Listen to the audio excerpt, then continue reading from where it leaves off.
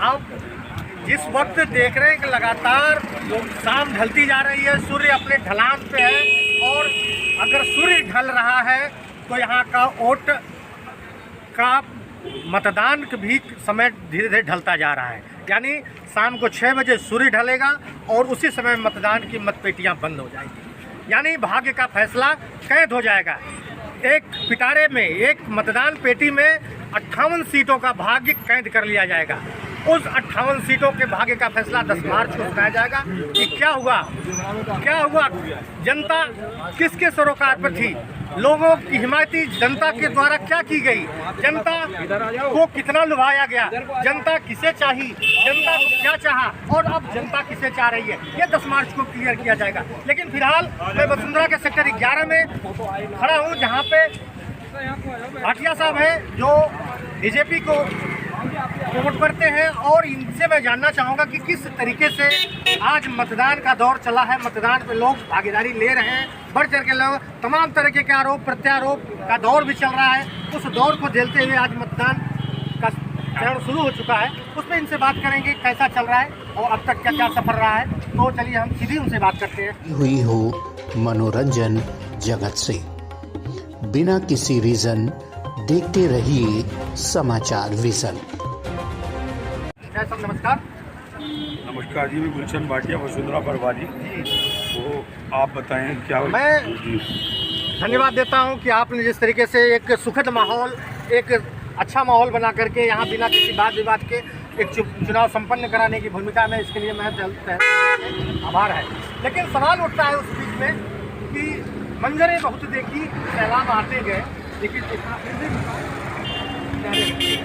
आज कहने का मतलब ये है कि चुनाव हो रहा है, आरोप प्रत्यारोप लग रहा है, लोग कह रहे हैं कि लोकतंत्र का पर्व हो रहा है, लोकतंत्र का पर्व है, सबसे बड़ा पर्व है। कह रहे हैं कि इस सरकार बड़ी व्यभिचारी थी, इसमें बड़ा आतंक था, बड़ा खरोश था, इधर लेफ्ट से सड़क तक निकलना मुश्किल हो लेफ्ट से लेकर राइट। लेकिन इस सबूत में आरोप को आज जनता अपने मुट्ठी में कैद कर ली, मान रहे हैं। तो आप क्या चाह रहे हो? आपने यहाँ तक देखा कि इनके आरोपों को आप किस तरीके से आप देखें और अब क्या इन्हें जवाब देते हैं? देखिए पत्रकार महोदय, मैं गुलशन भाटिया वसुंधरा से प्रभारी हूँ, और मैं आपकी जानकारी के लिए बता दूँ, मैं बीजेपी छोड़ के यहाँ पर आया। अमरपाल शर्मा जी जैसे व्यक्ति को देख के समाजवादी पार्टी मैंने ज्वाइन करी। ये जो आपने मेरे से सवाल करा, बहुत अच्छा प्रश्न है, सवाल करना चाहिए। लेकिन मेन क्या है कि आप कह रहे हैं ये दुराचार हो रहा, और जैसे कहते हैं कि गुंडा राज, ये सब राज। पहले तो मैं आपको एक चीज़ बताना चाहता हूँ कि जो टेनी थे, जो किसान बिल पे टेनी थे, आज वो गृह मंत्री हैं, वो क्या था। दूसरी चीज़, उस चीज़ के लिए कोई गलत करे सही करे, उसके लिए पुलिस और मिलिट्री है, वो नेताओं का काम नहीं है। नेताओं का काम है जॉब देना। और जिस विषय पे सरकार में आए थे 2014 में, जो मोदी जी से मैं बहुत प्रभावित था, तो मोदी जी ये कहते थे कि डीजल पेट्रोल पे ये सड़कों पे लेट जाते थे, गैस सिलेंडर पे ये सड़कों पे लेट जाते थे, इसकी इतना नहीं हो तो। और दूसरा चीज़ मैं ये बोलना चाहता हूँ कि कुछ की तो सब्सिडी इन्होंने खुद मांग ली और कुछ से सब्सिडी छीन ली। तो मेरा ये कहना है कि ये जो आरोप लगाते हैं कि गुंडा तब ये तब, उसके लिए सरकार और पुलिस है। और आज मीडिया, वो मीडिया नहीं रहा 20 साल पहले वाला। आज हमारे अखिलेश जी आएंगे या जो भी सरकार आएगी, हर काम कानून के तहत होगा। और 100 नंबर या जो भी चलाई थी अखिलेश यादव जी ने चलाई थी। तो मैं अभी क्षेत्रीय विषय है तो अमरपाल जी का ये बोलना चाहता हूँ कि आप ये कहते हैं, अमरपाल शर्मा जी ये कहते हैं राम को लाएंगे, जो राम को लाएंगे हम उनको लाएंगे। हम कहते हैं जो रामलीला कराएंगे हम उनको लाएंगे। तो मैं यही कहना चाहता हूँ, अमरपाल शर्मा जी जो कर्म और धर्म में सबसे आगे हैं, क्योंकि समाजवादी पार्टी से उन्होंने अमरनाथ में भंडारा कराते हैं 27 साल से। क्या कभी उन्होंने ढिढोरा पीटा? रामलीला, आप लोग पत्रकार हैं, लोकल है, आपको पता है इंदिरापुरम में कितनी अच्छे स्तर की होती है, बच्चों के संस्कार संस्कृति जीवित रहती है। तो मैं ये कहता हूँ, अब मैं हर दल को बोलना चाहूँगा, खाली मैं एक दल को ही बोलना चाहूँगा। बीजेपी का मैनिफेस्टो आया कल परसों, आप बताइए साहब क्या है मैनिफेस्टो? है कि फ्री में ये दे दें वो दे दें। एक तरफ आप कहते हो कोरोना में आपके पास पैसे नहीं है, कि कोरोना में इतने लोग मर गए, इतने लोग शहीद हो गए, तो आज इसके लिए पैसे कहाँ से आएंगे? ये जनता के टैक्स के पैसों से आएंगे। हम लोगों के टैक्स के पैसों से आएंगे। तो पत्रकार महोदय मैं ये कहना चाहता हूँ, आप सब्सिडी मत दीजिए, हमें नहीं चाहिए। आप क्या दीजिए, रोजगार। आप 80 करोड़ लोगों को खाना दे रहे हैं, क्यों दे रहे हैं? क्वेश्चन उठो ना, आप पूछिए ना बीजेपी वालों से, क्योंकि ये 7 साल में 5 साल में रोजगार नहीं दे पाए, तभी तो रोटी दे रहे हैं।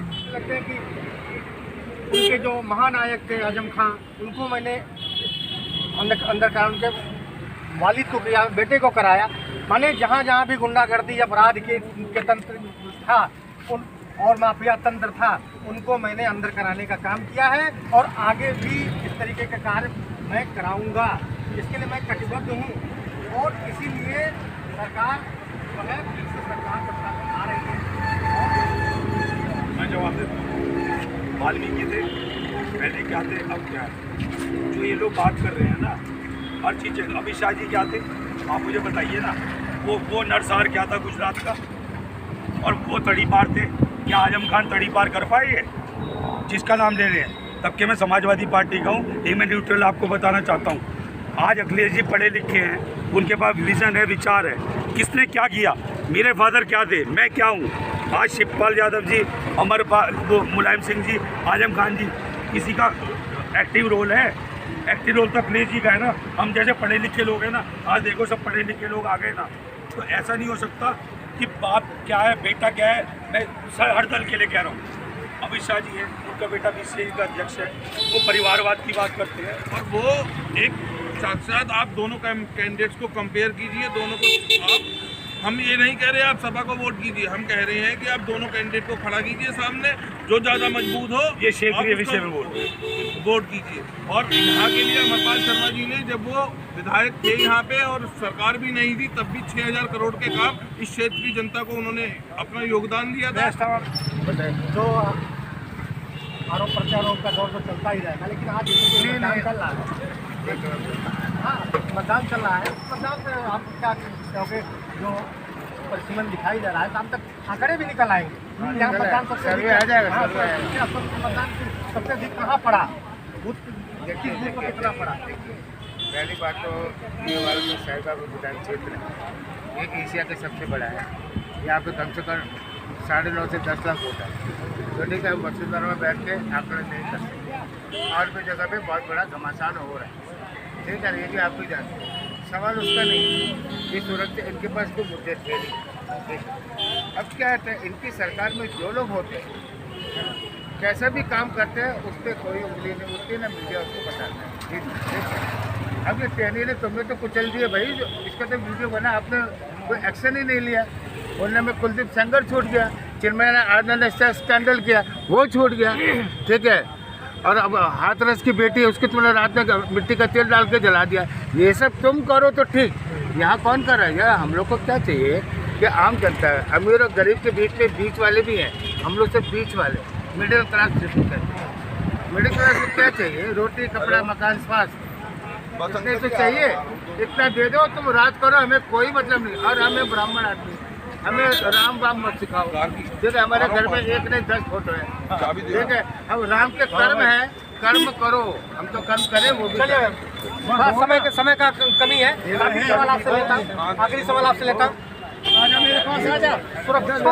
सुरक्षा का मुद्दा बहुत बड़ा मुद्दा सरकार लेके चल रही है। हर टीवी चैनल पर, डिबेट, अखबारों में, पत्रिकाओं में सुरक्षा का मुद्दा लेकर चल रही है। सुरक्षा को ही कटघरे में खड़ी कर रही है जनता को। आप क्या मान रहे हैं कि ये मुद्दा, सुरक्षा का मुद्दा, सरकार पे हावी होगा? सरकार को लेकर सुरक्षा तो किसी भी प्रशासन की तरफ बात करें, सुरक्षा का काम प्रशासन का है, लेकिन वो सुरक्षा तब कहलाती जब एक आदमी पुलिस के पास जाए और बोले भाई मेरा ये रिपोर्ट मेरी दर्ज कर लो, थानेदार उसकी रिपोर्ट दर्ज कर लो। लेकिन ऐसा कुछ भी नहीं होता। आप जाइए, हम 10 केस आपको बता सकते हैं। थानेदार के पास विधायक जी का फ़ोन आ जाता है, थानेदार चुपचाप कलम दबा के बैठ जाते हैं, भाई साहब FIR दर्ज नहीं हुई। जेन्युइन आदमी की मैं बात कर रहा हूँ। मेरे यहाँ चोरी हुई थी 3 साल पहले, मेरी FIR 4 बार मैंने सिफारिश लगाई जब दर्ज हुई है, आज तक केस नहीं खुला है। तो ये तो कुछ सुरक्षा की जो बात है, वो तो बात सही कर रहे हैं, लेकिन ये मुद्दा जो है इस मतदान पे हावी क्या होगा, सवाल कुछ हावी नहीं हो पाएगा भाई साहब। ये देखो, ये मुद्दा कुछ नहीं है। मुद्दा ये है, ये हम भारत देश में रहते हैं, ना हिंदू है ना मुस्लिम है, हम इंडियन हैं। और इन लोगों का सिर्फ एक ही मुद्दा है, श्री राम मंदिर और हिंदू और मुस्लिम, मेरे 10 मुस्लिम दोस्त हैं जो बचपन में मेरे साथ पढ़े हैं। मैं उनके घर जाता हूँ, मेरे घर जाते हैं, आज तक कुछ नहीं हुआ। मेरे यहाँ खाना खाते हैं, मैं उनके यहाँ खाता हूँ। मैं वेजिटेरियन हूँ, उनके यहाँ खाता हूँ तो वेज खाना खिलाता हूँ। मेरे यहाँ वेज ही बनता है, कोई मुद्दा ही नहीं है। ये जबरदस्ती भाई, आप ये बताओ कैसे चल पाएगा? मेरे घर में ऐसा कोई हिंदू है जिसके घर में एक मूर्ति ना हो? हिंदुओं के यहाँ सबसे पहला ये सिखाया जाता, सबसे पहले उठो, माँ बाप के पैर छुओ, धरती के पैर छुओ और फिर भगवान जी को नहा धो के नाश्ता किया जाता है हिंदुओं के यहाँ। ये सबसे पहला है, तो उनको श्री राम सिखाएंगे जो रोज श्री राम में रहते हैं। मुझे श्री राम को प्रूव करने के लिए अयोध्या जाने की जरूरत नहीं है। जातीय समीकरण पे बात करें, जातीय समीकरण को नहीं मैं अपनी समीकरण से बात करूँगा। जितने भी नाम बता दीजिए। आर.एन. शर्मा, जितने भी प्रेस वाले हैं मोदी के योगी के सबको कहते, जैसा आपने कहा, मैं ये कह रहा हूँ किसी ने भी ये नहीं कहा, किसी ने भी कि 2004 में सबकी पेंशन खत्म कर दी थी अटल बिहारी वाजपेयी ने। मोदी जो सबका साथ विकास कर रहे हैं उसने किसी विधायक की सांसद की क्यों नहीं करी? मजे ले रहे सब, अच्छा हमारे टैक्स का पैसा और मजे ले रहे सब, उसे करके दिखाओ ना। बहुमत की सरकार है मोदी की, क्यों नहीं खत्म करते? भाई साहब आप इंक्वायरी RTI डलवा लेना, एक फंक्शन में कहीं भी ये बात नहीं चाहिए। हम रोज सबके सुन रहे, अरे बाहर पहुँचा दिया, कौन ले रहे हो? जल्दी लेके 5 साल में ही तो तुम सारी जिंदगी नौकरी करते हो, सब पेंशन मिलती है और मैं 10 करोड़ रुपए की 10 करोड़ रुपए के मोदी जी के स्टेज बन रहे हैं। किसी प्रोग्राम का उद्घाटन करने के 10 करोड़ के स्टेज कहाँ से पैसा आ रहा है? भाई क्या जरूरत है स्टेज की जब कोविड है सब जगह? करो ना ऑनलाइन सब काम। चलिए बहुत बहुत धन्यवाद गौरव भाटिया जी, बहुत बहुत धन्यवाद। जैसे कि मुद्दों की बात की गई और समय ढल गया है और कुछ ही समय बाकी है चुनाव के पिटारे को, मतदान के बेटी बाक्स को बंद करने का और उनके भाग्य का पिटारा बंद करने का। समाजवादी पार्टी देखते रहिए समाचार विजन। नमस्कार, जय हिंद।